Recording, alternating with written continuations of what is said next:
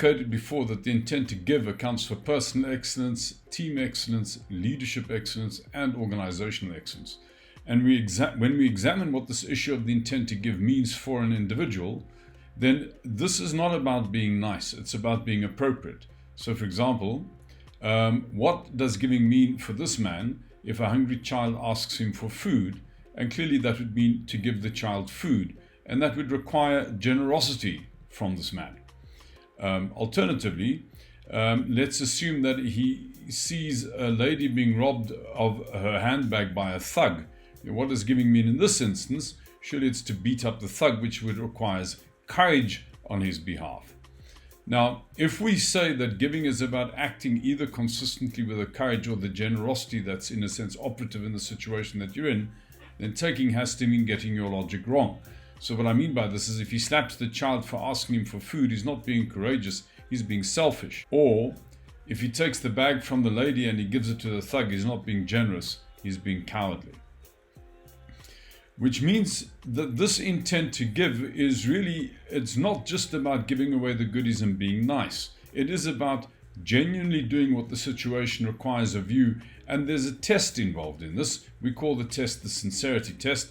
And it has to do with the trustworthiness of the person. So what we're saying is that the only measure I have of the degree to which I can trust you is the degree to which you're able to suspend your agenda for mine or for what is right. In other words, the way in which you demonstrably do what's appropriate in the situation rather than just acting on the basis of your own interests. So we've therefore assessed that giving is about acting consistently with the generosity or courage that's operative in the situation that you're in. And we, in a sense, have to go down to the level of generosity and courage because, in a sense, the idea of giving is too abstract. You could get a sense that if we say, be here to give, always be nice or always just give things. And giving doesn't mean that.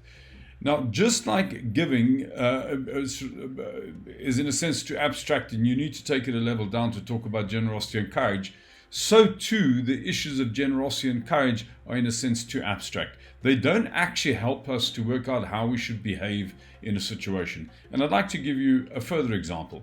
Let's assume you meet a woman whose husband has just been killed in a car crash. She doesn't know that the man is dead and nobody else knows. You're the only person who knows. And what do? Surely you tell her.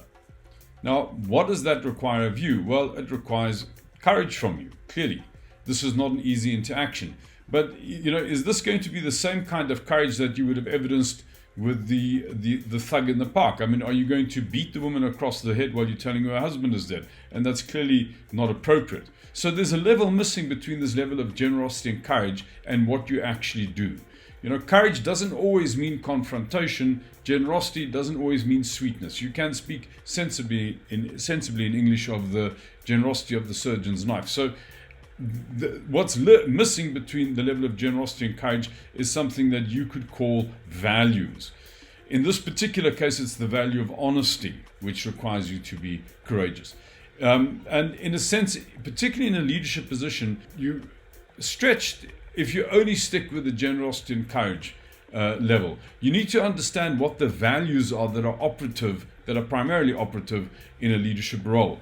And those there aren't too many of them. There's I think 7 or 8: honesty, reliability, care, growth, fairness, humility, consistency, and respect. This is not an exhaustive list, but over the years I've come to sense that these really are key things that good leaders hold as sacrosanct, that they will act on the basis of, even if it is not in their interest to do so.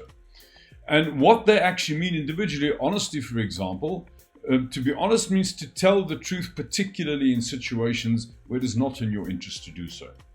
Reliability, on the other hand, to be reliable means that you say that what you say and what you do are the same.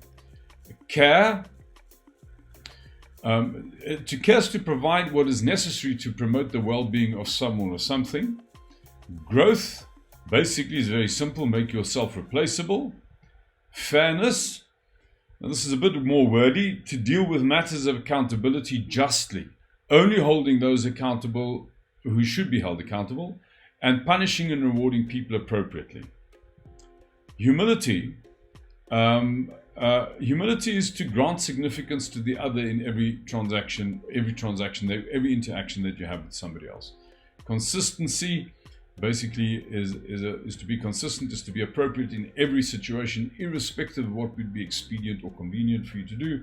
And respect means to continue to hold others in a high regard, irrespective of your feeling towards them. This respect issue is actually very close to humility.